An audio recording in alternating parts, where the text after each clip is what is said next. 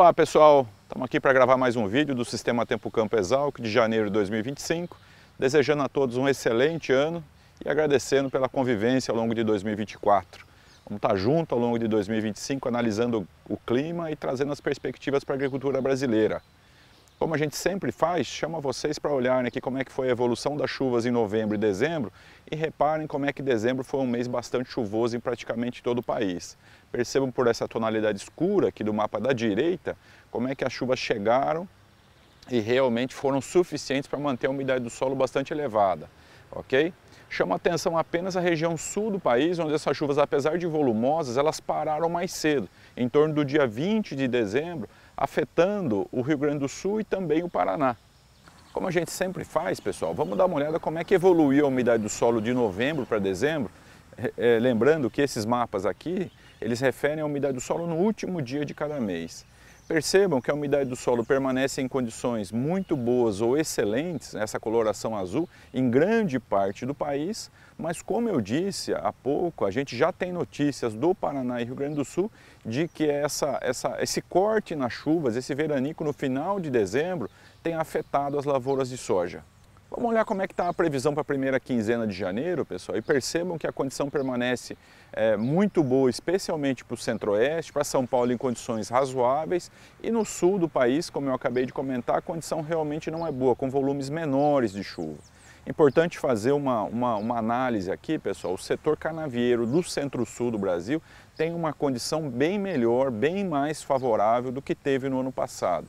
Se a gente observar os vídeos que a gente gravou de 23 até novembro de 2024, a gente vai perceber que essas condições de umidade, essa tonalidade em verde que a gente percebe no centro-sul, mesclada com algumas regiões em azul, elas não aconteciam já há 13 meses.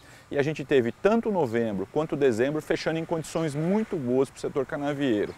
Por isso a gente justifica a nossa visão favorável para a safra de cana-de-açúcar que está se formando, se a gente comparar com o que aconteceu com a cana que foi colhida no Centro-Sul em 2024. Vamos observar agora quais são as tendências climáticas para janeiro como um todo.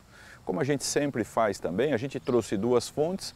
O mapa da esquerda é o mapa do INMET, o Instituto Nacional de Meteorologia, e o mapa da direita é o sistema americano, o modelo americano. E percebam que a gente tem ali uma região entre Minas Gerais, Rio de Janeiro, Espírito Santo, chegando até Goiás, nos dois mapas indicando chuva abaixo da média, o que traz uma certa preocupação, especialmente para os produtores de grãos, pastagens, café, a cana-de-açúcar aí dessas regiões, ok? Mas na grande parte do país, especialmente no mapa da esquerda, que acertou de uma forma bastante interessante, tanto novembro quanto dezembro, a gente tem uma condição na média ou até acima da média, marcado por essa coloração azul.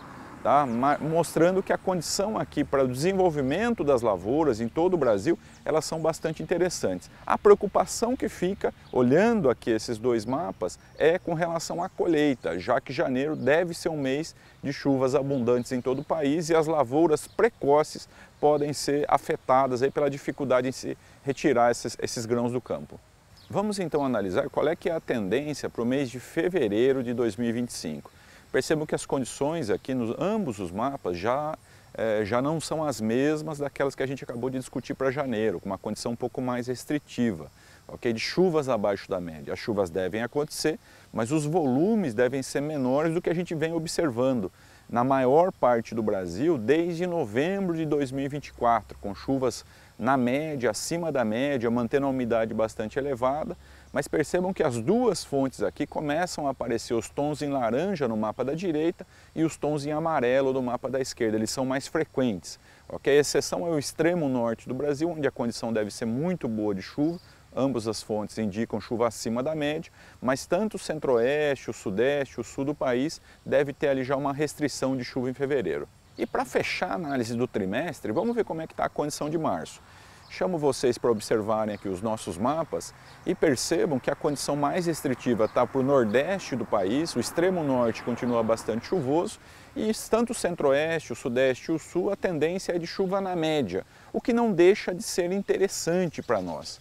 Okay? Especialmente as lavouras perenes, as pastagens e a cana-de-açúcar, ela depende bastante dessa chuva, dessa extensão da chuva até março, então isso pode ser interessante. ok? E o milho safrinha, que já deve estar dominando todo o centro-oeste do país já nessa época do ano, também pode ser favorecido por essa condição de chuva na média ou um pouco acima da média que a gente tem observado na parte central e sul do país.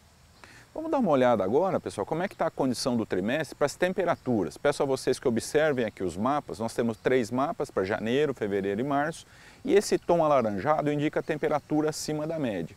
A gente tem ouvido na mídia fontes dizendo que as temperaturas não devem ficar muito altas. De fato, elas estão mais baixas do que a gente observou na mesma época do ano de 2024, mas elas continuam um pouco acima da média, que já é uma temperatura alta. Isso não é tão interessante para a agricultura, mesmo a cana-de-açúcar e as pastagens, que toleram temperatura alta, elas agradecem às vezes quando a temperatura está abaixo da média.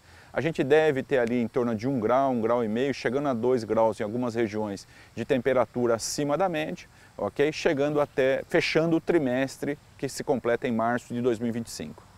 Agora, encaminhando o nosso vídeo para a reta final, pessoal, vamos ver como é que estão as condições de laninha. Se vocês estão me acompanhando aqui todo mês, vocês percebem que eu estou falando de laninha talvez desde março, abril de 2024. E agora, finalmente, ela começou. Ok? Eu estou aqui falando mês que vem ela começa, mês que vem ela começa. Obviamente, a gente observa o centro-americano que cuida, que monitora a temperatura do Oceano Pacífico, né? E eles vêm com esse prognóstico, a gente reproduz e detalha, explica aqui para vocês todo mês, mas de fato agora a temperatura do Oceano Pacífico entrou na escala de laninha.